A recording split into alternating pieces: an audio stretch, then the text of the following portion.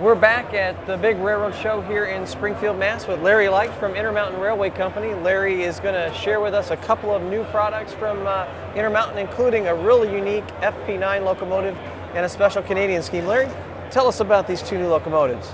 Okay, Shane, these engines are patterned after the prototype that's actually painted and configured to celebrate the Canadian Confederation. As you can see, one of the locomotives was decorated for Canada, the other one for the dates for the Confederation.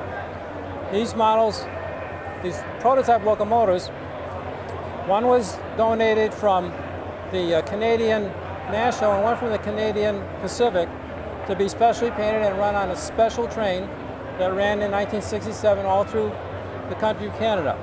If you look at our models, each one is decorated for the particular railroad. They're unique in that they have different roof details.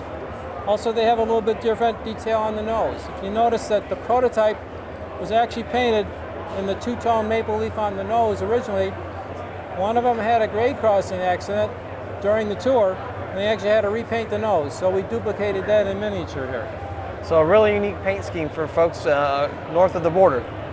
All right, so the second thing, Larry, that we've got here is a new passenger car from Centralia car shops. A couple of different variations. If you could tell us a little bit of the history, and then we could take a close look at some of the details.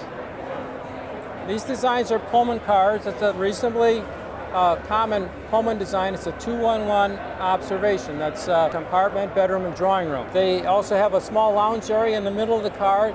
You'll find this by our small kitchen window here. And in the rear of the car is an open lounge area. We've modeled it with an interior, but you can actually see all the way through the car, just like the prototype. You can see the entire lounge in it. If you look at the roof of the car, they actually have a two-line configuration radio antenna. The Great Northern car has a slightly different antenna and a rear signal light. So you can actually see we've made details for two versions of the cars. The cars, as I said, have an interior lights and a full underbody detail. Larry, one thing you were sharing with me was B&O version was the name on the side of the car. What's something unique about that? Yeah, what's kind of unique about the B&O car is the cars, and this one is called Maumee River. The car was actually made for the New York Central by Pullman, and it migrated into a second Pullman scheme. Into a second New York Central scheme after the war. And then in the 50s, the cars were actually sold to Baltimore, Ohio, who reconditioned them. But when they ran them on the national limit, they kept the same names that they had always historically. So you'll find that same name on our Baltimore, Ohio version car and on our New York Central version car. So a lot of history then on this particular car. Yes, it is. Well, Larry, we certainly appreciate your time here at the Railroad Hobby Show in Springfield, Mass. and wish you the best in the show. Thank you very much for your time. Okay, it was my pleasure.